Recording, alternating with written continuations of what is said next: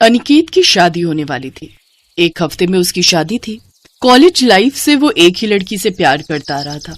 उस लड़की का नाम श्वेता था और श्वेता से ही अनिकेत की शादी तय हो गई थी। अनिकेत और श्वेता बहुत खुश थे।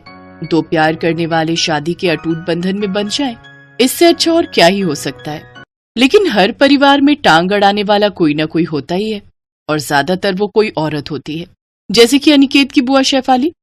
शादी के एक हफ्ते पहले शेफाली मायके आ गई, वो भी अपने 10 साल के शैतान बेटे के साथ, और आते ही आग लगाना शुरू कर दिया। ये क्या सुन रही हो अनिकेत, तू दहेज नहीं लेगा? नहीं बुआ, दहेज लेना कानून की नजरों में जुर्म है, और वैसे भी मैं दहेज प्रथा के खिलाफ हूँ। आए हाय, देखो भैया, देखो तो लड़के ने थोड़ा पढ़ क्या लिया, अब हमारे संस्कार को ठुकरा रहा है। अनीता की बुआ पुराने जमाने की इंसान थी, उसके ख्याल भी पुराने थे। लेकिन अनिकेत पढ़ा लिखा था, उसने अपने माता पिता को भी समझा लिया था। शादी की जब बात चल रही थी तब अनिकेत ने अपने पिता से कहा था, माँ बाबा, आप लोग श्वेता के माता पिता से दहेज की बात नहीं करोगे, मुझसे वादा करो। अनिकेत की माँ केतकी ने कहा, ठीक है बेटा, तू जैसा कहे, आखिरकार शादी तो तेरी ही है। अनिकेत के पिता हरिहर ने कहा, हाँ, और वैसे भी जमाने के साथ हमें भी बदलना पड़ेगा बेटा। अनिकेत के माता पिता समझदार थे, लेकिन उसकी बुआ शेफाली समझना चाहती ही नहीं थी। ऊपर से उसका बदमाश बेटा गुड्डू भी आ गया था। उसने अनिकेत से कहा, भैया, क्या आप मुफ्त की चीजें ठुकरा रहे हो? मैं तो भर भर के दहेज लूंगा अपनी शादी में। नहीं गुड्डू, दहेज लेना बुरी बात है। किसने कहा? मेरी माँ कहती है कि दहेज लड़के वालों का हक है। नहीं गुड्डू। अरे तुम्हें कुछ नहीं पता, खैर छोड़ो, मैं आपके कमरे में जाता हूँ। गुड्डू अनिकेत के कमरे में गया और जूता पहनकर ही पलंग पर चढ़ गया। उसे कोई कुछ बोल नहीं पाता था, क्योंकि उसे थोड़ा सा डांटने पर ही वो जोर जोर से रो पड़ता था।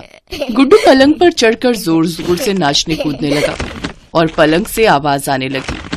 अरे अनिकेत भैया, पलंग से तो आवाज आ रही है। ये राजा महाराजाओं के जमाने का पलंग है क्या? पलंग की आवाज सुनकर शेफाली फिर से चिल्लाने लगी, देखो देखो, पलंग की हालत देखो, ये तो किसी भी वक्त टूट कर गिर सकता है। हाँ, हमारा बेटा अगले ही महीने नया पलंग खरीद लेगा।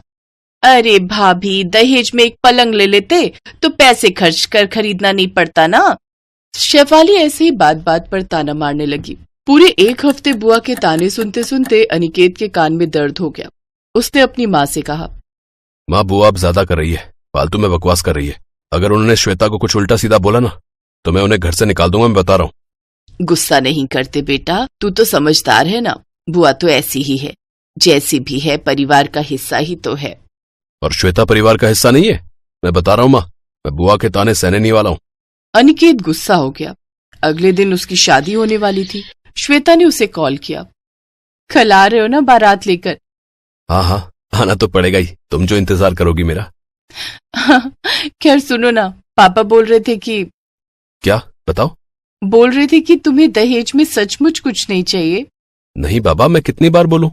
वो असल में सारे लड़के दहेज लेते हैं, और पापा ने मेरी शादी में दहेज के लिए पैसे जमा कर रखे थे। उन पैसों का अब क्या होगा? तुम्हारे पापा को बोलो उन पैसों से तुम्हारी माँ को लेके कहीं घूम आए, दिल को चैन मिलेगा।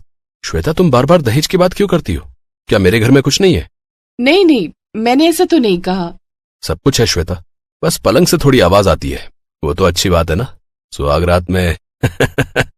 अनिकेत, तुम ना बहुत बदमाश हो। जो भी हो, बहुत अच्छे हो। आजकल कौन सा लड़का दहेज लेने से मना करता है? अगले दिन अनिकेत बारात लेकर गया और श्वेता के साथ उसकी शादी हो गई। श्वेता ससुराल चली आई। शेफाली तो बस ताना मारने का मौका ढूंढ रही थी। लगता है तुमने पिछले जन्म में कोई पुण्य का काम किया था, इसीलिए इस जन्म में तुम्हें अनिकेत जैसा लड़का मिला। नहीं तो दहेज के बिना शादी कौन करता है आजकल। हाँ बुआ, आपने सही कहा, मैंने पुण्य तो किया था, लेकिन लड़की के बाप का भी तो कोई फर्ज है। लड़का चाहे कितना भी मना करे, उन्हें कुछ तो देना चाहिए था। ये सब सुनकर श्वेता को बुरा लगा। अनिकेत ने शेफाली से कहा, बुआ, आप ये सब क्यों बोल रही हो? मैंने मना किया था ना आपको। क्या हुआ?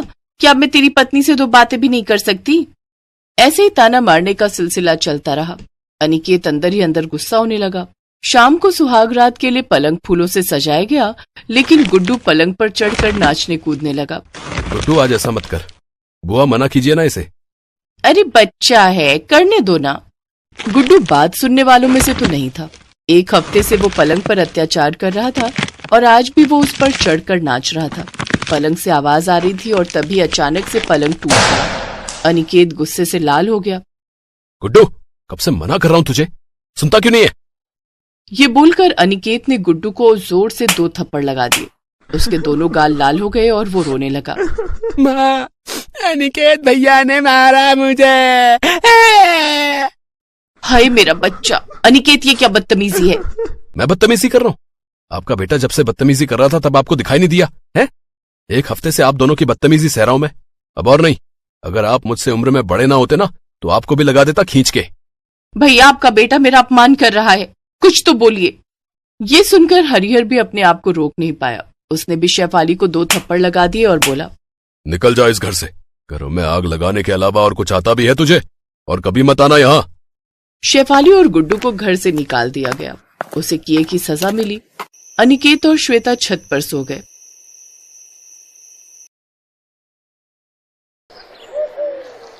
सीमा और मोहित दोनों जॉब वाले थे। काफी समय बाद सीमा का ऑफिस ऑफलाइन स्टार्ट हुआ था, इसलिए वो सुबह 9 बजे ही निकल जाती थी और शाम को 7 बजे घर लौटती थी। पर मोहित का ऑफिस ऑनलाइन ही था। वर्क फ्रॉम होम की वजह से मोहित ऐसा नहीं था कि लेट उठे। वो भी सीमा के साथ जल्दी उठकर उसकी काफी हेल्प करवा देता था। कुल मिलाकर उनकी लाइफ छोटी छोटी खुशियों से भरी हुई थी। My sweet,